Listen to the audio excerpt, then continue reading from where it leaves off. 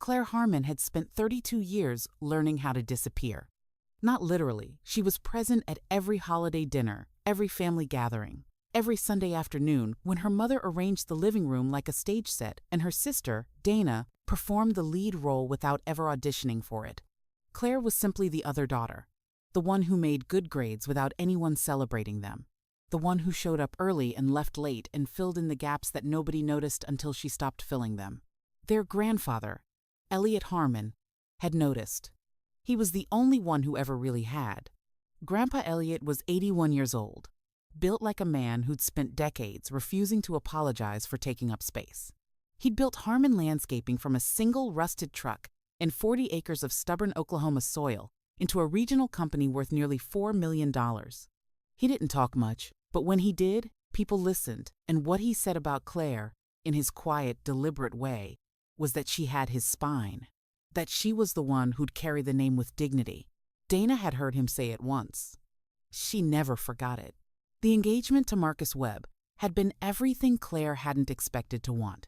Marcus was steady, thoughtful, a high school history teacher who made her laugh by doing voices for dead presidents. They'd been together 4 years before he got down on one knee in the kitchen. No audience, no choreography, just the two of them and the smell of garlic bread burning in the oven. She said yes before he finished the question.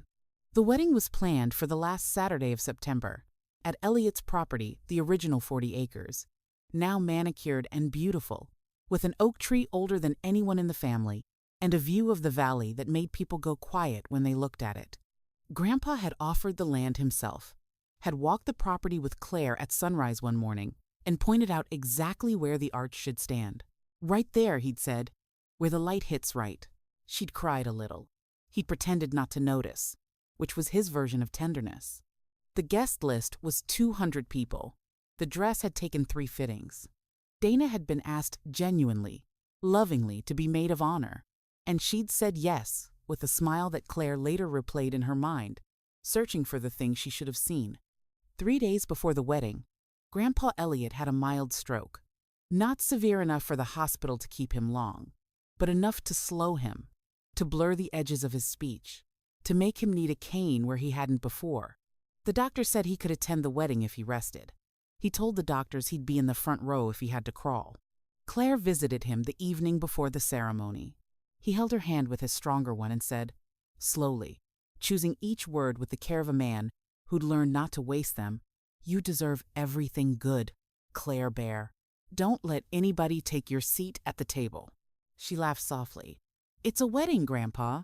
There's a seating chart." He looked at her with those gray, knowing eyes. "I know." She didn't understand what he meant until the next morning. The ceremony was scheduled for 11. By 9:30, the property was already alive, with florists and caterers and the gentle orchestrated panic of a wedding running on schedule. Claire was in the bridal suite, a converted room in Grandpa's farmhouse, when her mother knocked and said, without making eye contact, that there'd been a small change to the front row arrangement. Dana, she explained, would be sitting in the first seat. Family optics. Something about photos. The explanation was vague in the way that lies always are when the person telling them knows the lie is obvious. Claire stood very still in her wedding dress in front of her grandfather's old mirror. "That's my seat," she said quietly. Her mother smiled the way she always smiled, when she'd already decided something. "It's just a chair, sweetheart." And there it was, 32 years distilled into a single sentence. Just a chair, outside, through the farmhouse window. Claire could see Dana already moving through the guests, like she owned the ground, touching people's arms, laughing too easily, wearing a dress that was Claire registered it slowly, like a cold spreading through her chest, almost the same shade of white as hers. Almost. The ceremony hadn't even started when the lawyer arrived. His name was Gerald Foss, 60 years old, compact and serious, carrying a leather briefcase that looked like it had survived things. He came through the back gate of the property just as the guests were settling, walked directly to the officiant, and spoke quietly into his ear. The officiant's expression changed. He stepped back. Gerald Foss turned and surveyed the assembled crowd with the calm attention of a man accustomed to delivering news that rearranged people's lives. Claire saw it from the bridal suite window. She didn't know yet what was happening, but her stomach knew before her mind did. Dana was already seated in the front row, Claire's seat with her legs crossed and her chin lifted, and the practiced ease of someone who had planned this, who had decided weeks ago that this moment, this ceremony on this land, would somehow be hers to direct. Their mother sat beside her, and beside their mother sat Dana's boyfriend, Trevor, a man with expensive shoes and a handshake that lingered too long. The music that was supposed to signal Claire's entrance didn't play.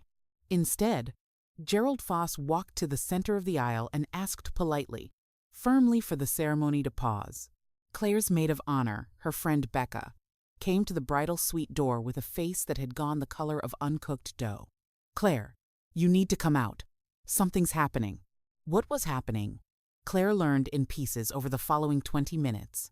Standing in her wedding dress on her grandfather's property, while 200 guests sat in white chairs and the September light came down through the oak tree like something out of a painting, Grandpa Elliot had updated his will 3 weeks earlier. The update included a condition. The original will had left the 40 acres, and the majority of the company's assets split between Claire and Dana equally. The updated version left everything to Claire alone. The land, the business, the farmhouse, the accumulated wealth of a life built from almost nothing. Dana received a portion of liquid assets. Modest, but not nothing. The condition for the transfer of property was that the reading of a specific letter written by Elliot, sealed, to be read aloud by Gerald Foss, occur before any ceremony took place on the land. Gerald had driven 3 hours that morning to honor that condition. He opened the letter standing in the aisle. The letter was not long. It said, in Elliot's voice, slightly halting, deliberate, the voice of a man writing through a body that was betraying him, that he had watched, for many years, one of his granddaughters be diminished, that he had seen the pattern, understood it too late to stop it, and was stopping it now in the only language that a certain kind of family understood: inheritance. He named Dana directly. He named their mother. He described 3 specific incidents in the past 18 months that Claire hadn't known her grandfather had witnessed. Dana forging Claire's signature on a shared account to redirect a payment from Elliot's estate. Dana telling their mother, overheard at Thanksgiving, that Claire doesn't have the personality to manage real money. And Dana, 2 months prior, approaching a property developer about selling the 40 acres, the land that wasn't hers to sell, and receiving a preliminary offer she'd kept entirely secret. The crowd was absolutely silent. Claire stood at the back of the aisle in her wedding dress. She looked at Dana. Dana's face had gone the pale, stiff white of someone whose future had just been restructured without their input. Trevor had leaned slightly away from her. Their mother was very still, staring at her hands. And then Dana did the thing that broke something permanently in Claire's chest, not from grief, but from clarity. She turned in her stolen seat, found Claire's eyes across the aisle and the crowd and the carefully arranged flowers, and she shrugged.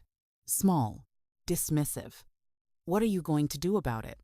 Marcus found Claire's hand in the back. "We can reschedule," he said quietly. "We can—" "No," Claire said. Her voice was steady in a way it hadn't been in years.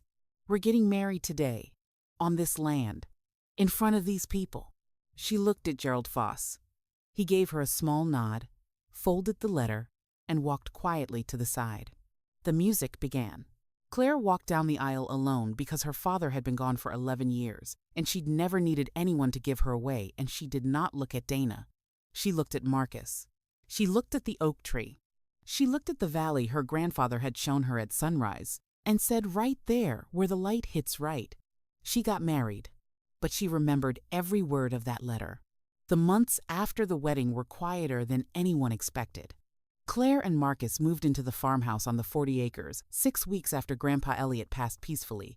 In November, in the chair by his kitchen window. The estate transferred cleanly. Gerald Foss had prepared everything with the kind of thorough care that suggested he'd been preparing it for a long time. Dana contested nothing formally, though her silence had the quality of a held breath. People expected Claire to be angry, loud, to punish Dana in obvious ways, cut her off, refuse calls, make the family choose. She did none of those things.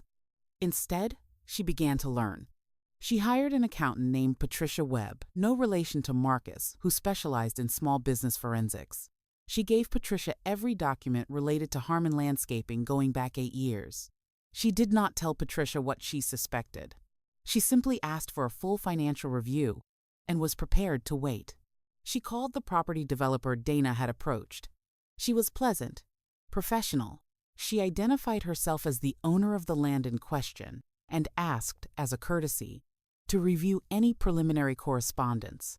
The developer, assuming she was following up on the inquiry, forwarded the email chain.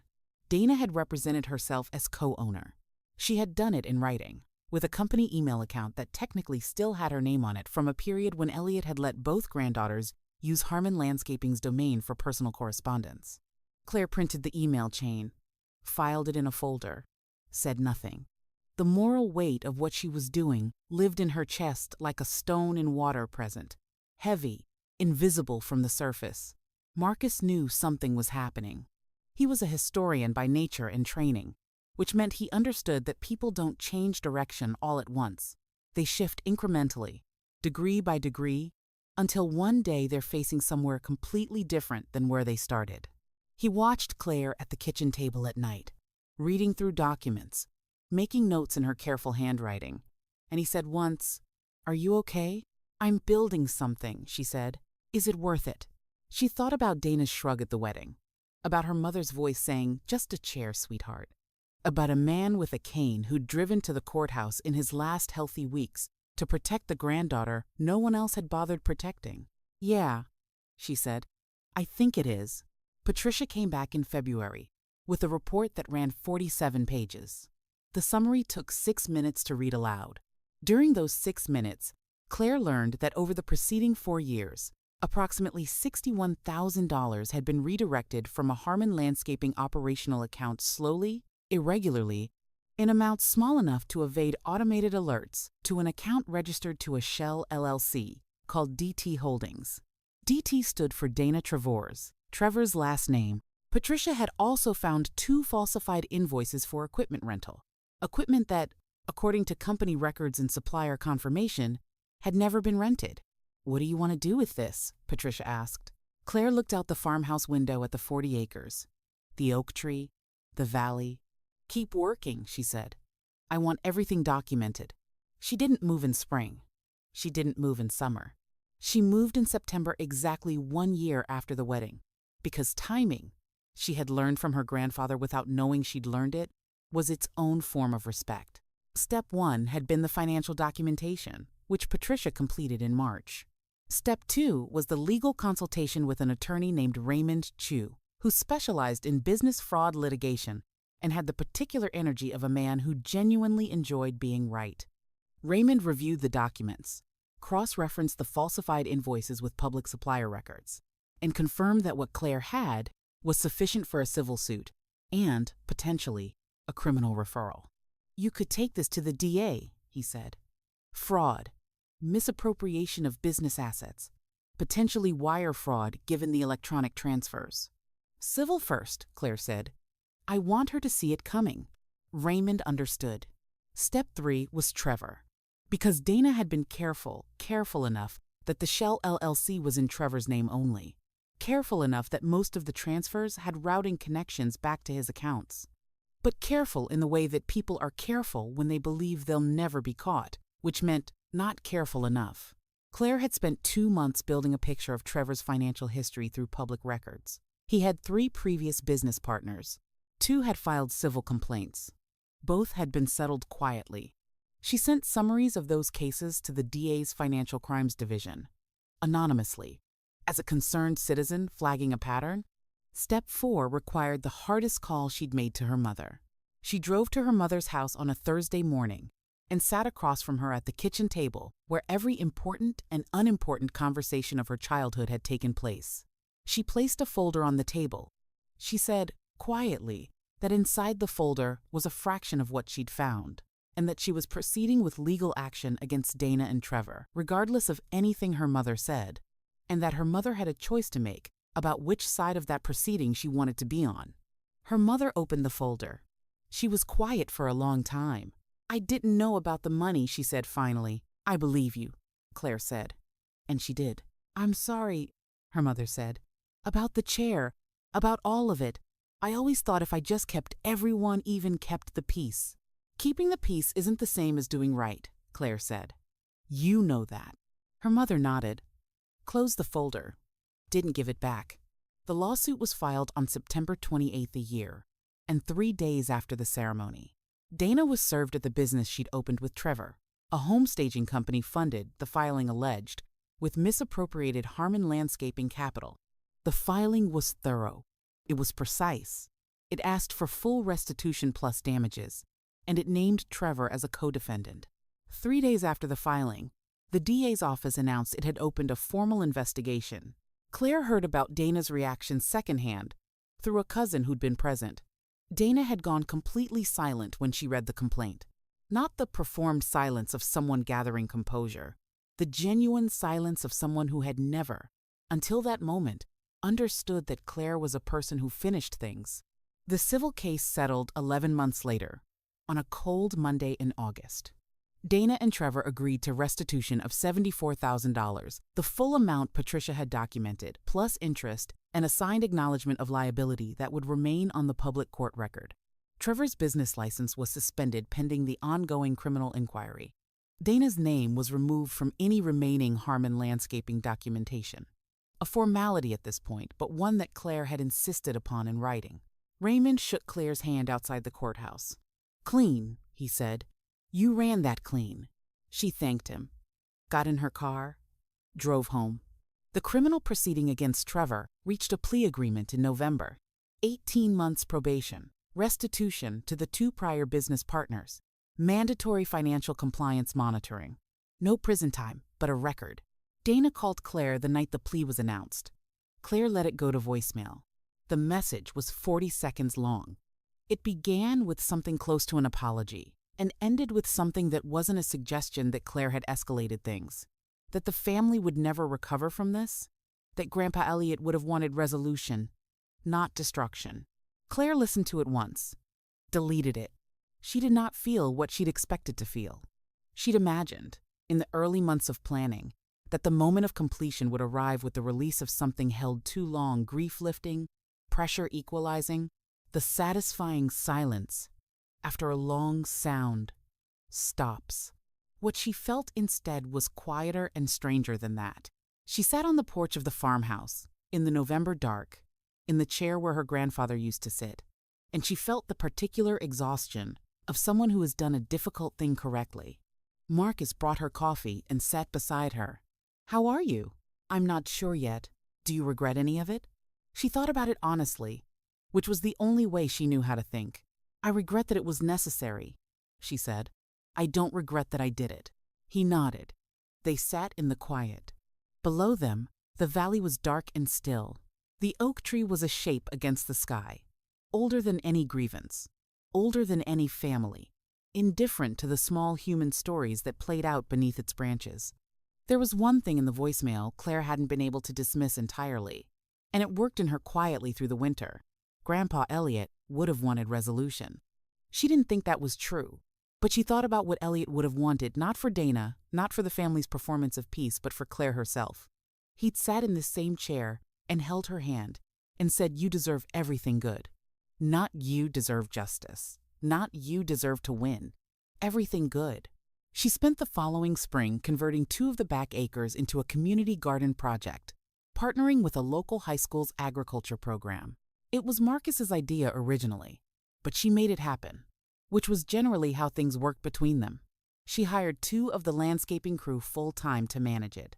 She put Elliot's name on the program. The land did what land does. It held what was given to it, and returned it changed. In June, a letter arrived from Dana. Paper, handwritten, no return address, but the handwriting was unmistakable. It was 4 paragraphs long. The first 3 were difficult to read. The 4th was simply, "I've been thinking about what I actually did to you. I don't know how to undo it, but I know now that I did it." Claire read it twice, placed it in a drawer. She didn't write back. Not yet. Maybe not ever. That was a decision that didn't need to be made in a single moment. She walked out to the oak tree instead. the one Elliot had pointed to at sunrise and said right there, where the light hits right. She stood where the arch had stood on her wedding day, where she'd walked alone down an aisle in a dress the color of everything she'd been promised, and she put her hand on the bark of the tree and felt it rough and real and indifferent under her palm. Some truths, she understood now, don't arrive as revelations. They arrive as weather slowly, inevitably, reshaping everything they touch without asking permission. The most dangerous person in any room, her grandfather had told her once when she was 9 years old and someone had been unkind on the playground, is the one who knows exactly how long to wait. She hadn't known then what he meant. She knew now. She stood under the oak tree in the late afternoon light and breathed in the smell of her grandfather's land. Her land now, and for the first time in longer than she could trace, she felt not the absence of pain, but the presence of something quieter and more permanent than pain ever was. The knowledge that she had sat in her own seat all along and that no one, not ever again, would mistake her silence for permission.